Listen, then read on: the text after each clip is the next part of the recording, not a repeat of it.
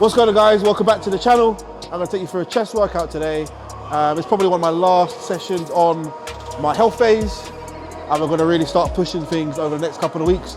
So I'd like to think with the food going up, cardio coming down, I should feel a lot stronger. We should start to see lots of improvements to my lifts, to my look, and just to everything in general. So if you haven't subscribed already, I know this normally comes at the end, but if you haven't subscribed, subscribe now and keep watching.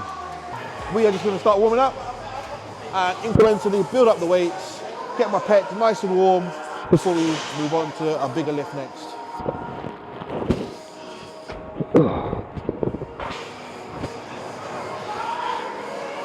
So a client asked, do I actually need to time my rest periods? So when I program a client's training, I'll put them in as a guide. The most important thing is gym performance is up. Obviously we don't want to be taking 5-10 minute rest periods because they're talking or on the phone, but take what you need to make sure the next set is sufficient enough to get a good set out of it. When you're doing your bigger lifts, your compounds, your squats, your deadlifts, and anything bigger that's more taxing on the body, I like to program a bit more time. But if you're doing something like a fly, then 60 seconds, if not less, especially when you're warming up, you can gauge it on how you feel. So I feel ready to go. It's only been about 20-30 seconds now, so I'm gonna get going again. And as I get a lot warmer, my sets get a lot heavier, the rest period slightly increases. I make sure I stay nice and warm, and I make sure gym performance is at the forefront of everything that I do.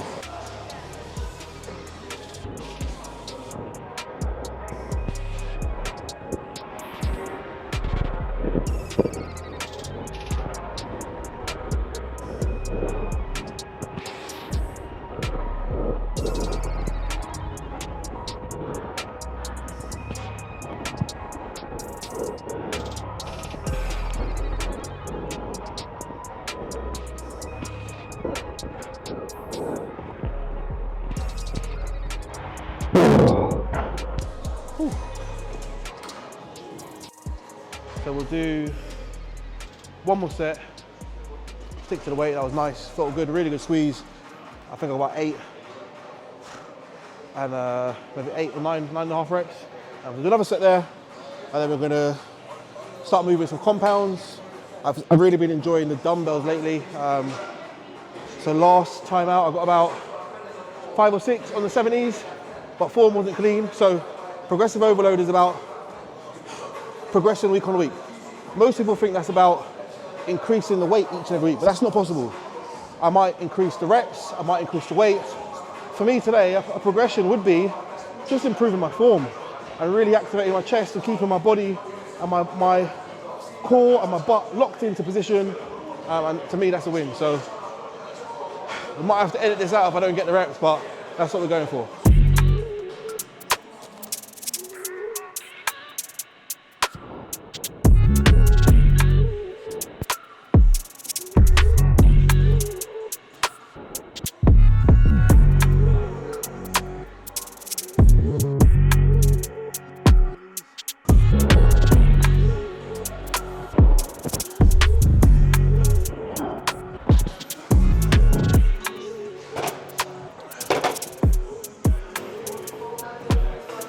Just working out what's best.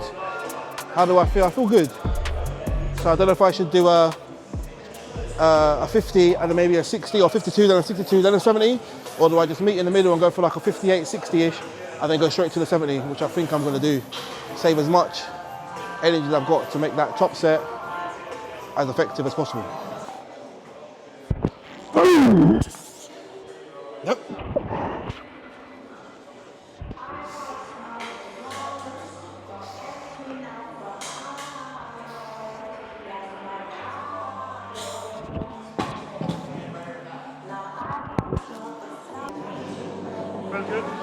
Yeah, feels good, feels good.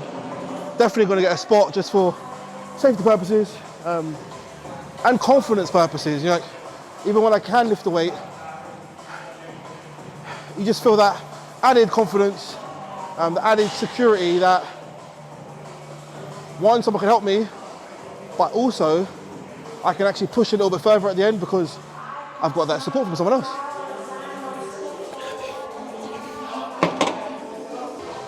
Here's the bits you don't see. Taken away from my session to entertain to create content. So I don't do it all the time, I do it sometimes, but setting my phone up, moving it around, following my session sometimes takes away, but when I hit a top set, I definitely like to see it on camera and be able to watch it back.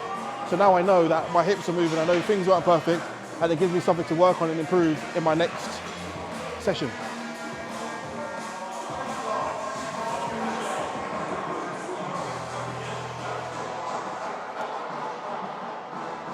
I didn't touch on it before, but as a online coach, as glamorous as it sounds and as fun as you think it is, you're behind the computer a lot of the day, so getting steps in is not as easy as you'd think unless you program it in. So that's why you saw I've got a treadmill at home. The dog helps me get some in as well, but I do often walk between my sets, and yeah, I make sure I keep track of what I'm doing anyway.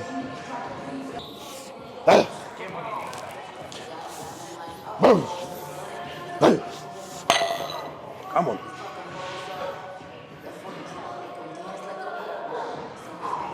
Strong, James, strong. Yeah. Mine. Step. Come on, let's go, come on. Press, 1. Drive, 2, hit that breathe. Breathe, good, mate, stability is good. Go, 4. Drive up, away from you, 5, and again, come on. The fucking hand. That was flying. My hand. What'd you do? I don't know. That wasn't even a fucking We'll go again. My hand's fucking... Give yourself some time, bro. That's a 10 in there all fucking day, bro. You know, like the weight on my hand, I could just feel it pressing, like it's bruised or something. Yeah. It was better than last week. But my palm's killing me. But gonna take a couple minutes rest, and we're gonna go again. I think we're gonna try chuck the 75s up, see how they move. So. Round 2, fight.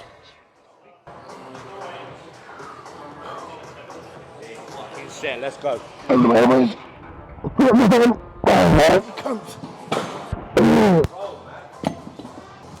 3, fight. Under the elbow, that's what I mean. Fucking right, let's go. 9. 3, 2, 1. Yes, you go, James, go. Now press. There we go, good lad. Press. 2, that's fast, keep breathing. Go. 3, and again, reps. And again. Drive. I'm with you. Go. I'm with you. Drive, tight wrists. One more. No.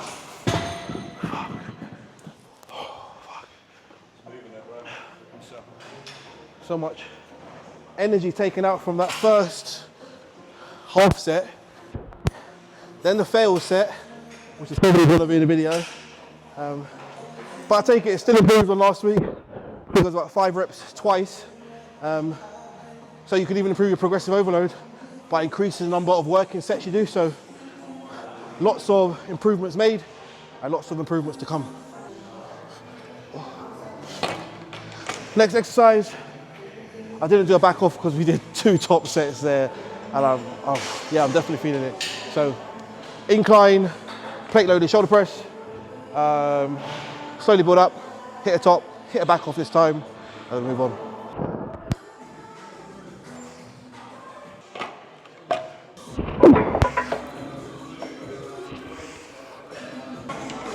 Okay, so I was talking to someone just a minute ago in the gym about leaving your ego at the door. Yes, it's great to be strong, and it's great to lift all this weight and have everyone looking and screaming this, that, and the other, but what is your goal?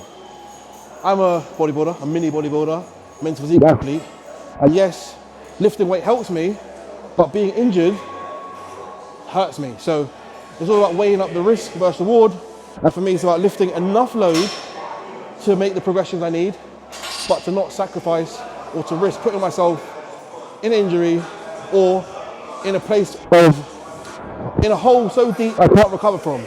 So we was talking about actually my deadlifts and rack pulls, which I used to do a few years ago, and I used to pull a fair amount of weight, but it leave me absolutely battered. So that evening I'm normally wrecked, the following day I'm wrecked, and it just knocks on to my other sessions, knocks onto my cardio, and it just knocks onto like my general way of life and just feeling beaten up. So leave the ego at the door.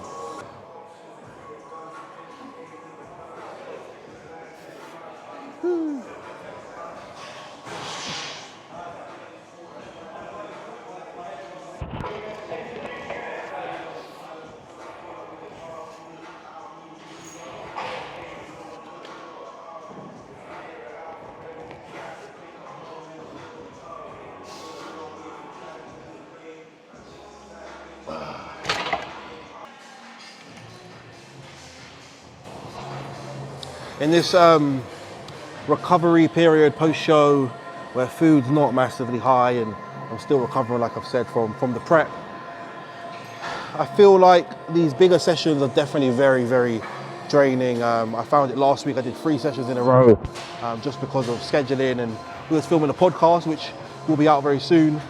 So I shuffled around my days to 3 in a row, and on the 4th day I was absolutely battered. I can't remember what happened. I fell asleep in the morning about 8 or 9 o'clock. I fell asleep in the afternoon when I got back from the podcast. So I'm just in that sort of limbo phase of still recovering, food's sort of going up, but not fully 100% yet. But soon enough that will change, and you should see some real progression on the lifts. So yeah, just keep watching.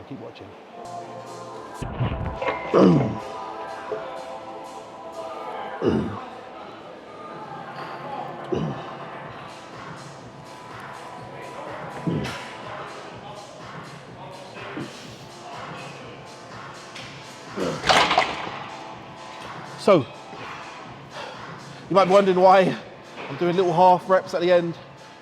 I physically hit failure. I can't get any more out. I don't have anyone else to help me get that rep.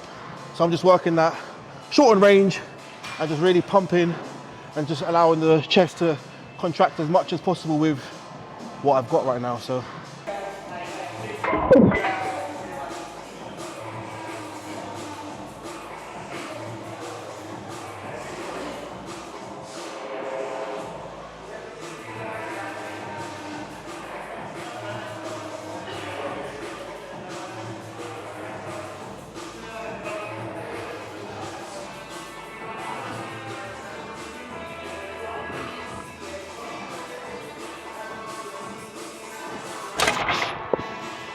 So I work, that was quite high set high. I think I dropped off a little bit more than I expected, but definitely feeling very fatigued.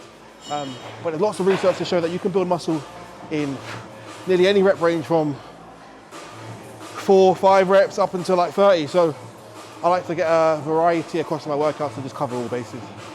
Next we've got the pin loaded chest press. This is a flat press. We've done 2 inclines. Shoulder started to feel a bit niggly as well. So we will jump on this. We're going to do 5 sets of 10 reps. I'm just going to increase the weight each time, and we're going to keep the rest periods much shorter this time. We're looking for like a FST7 or FST5 approach, which is just driving loads of blood into the muscle that we're working. I think it's from Hani Rambod, but it's programmed in my training plan. So it's nice to hit different things, different approaches, and do different things. It's not just about moving heavy weights, as you know. It's about growing the physique and making the improvements needed. Still got the gym pin. Don't think it'll be needed, but it's here anyway, just in case.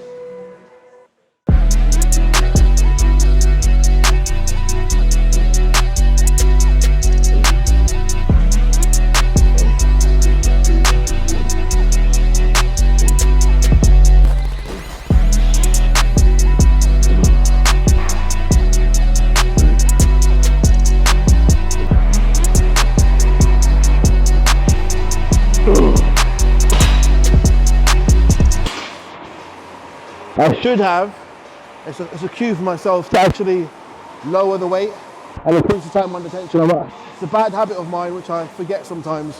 So when you hit that last rep, whether or not you're at failure or not, when you're out here, if you gradually bring it back and lower it, your muscles have to work that a little bit harder to control the weight on the way down, and that should help because every little counts. Last chest movement, I forgot to mention we're going to do biceps as well. I'm on a new training split for the moment. So we're on a cable, high fly, nice and wide, and focus on driving my inside of my elbows towards each other. Really squeeze that chest. Chest is absolutely fried. This is just the last little touches now.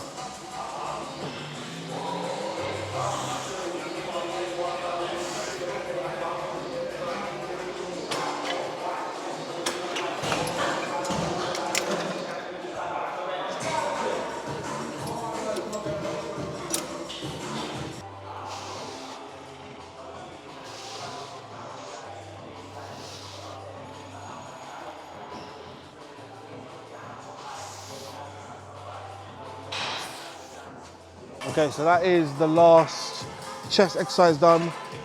I didn't mention it at the start of the workout, but my new split is only over 4 weeks, so we don't have an actual dedicated arm day, so biceps goes as a tag along to the chest workout for now. So obviously, if I'm training biceps, I've got to get the guns out.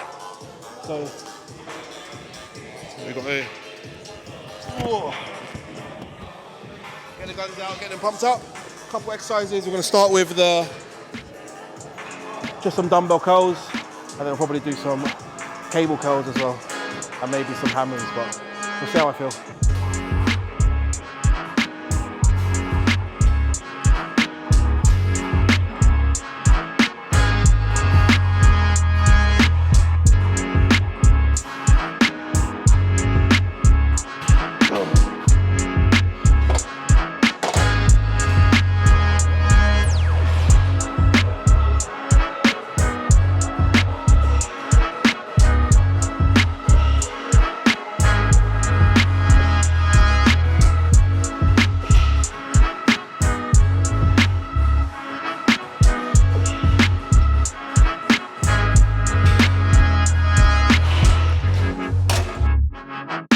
Last but not least, done a set already, but we've got the hammer curls. We're using a neutral grip like this to do hammer curls, holding on to ropes. I've done one set already, like I said, and we've got 2 more to go, and then jobs are good in. Then I'll probably get home and try to do some stretching, because that's something I'm trying to work on daily. I'm flicking between stretching, some more core work, and just general like massaging with a Theragun or a foam roller or a lacrosse ball, just to really, I want to not only look like an athlete, I want to be an athlete, and that means I should be able to move quite a lot better than I do anyway.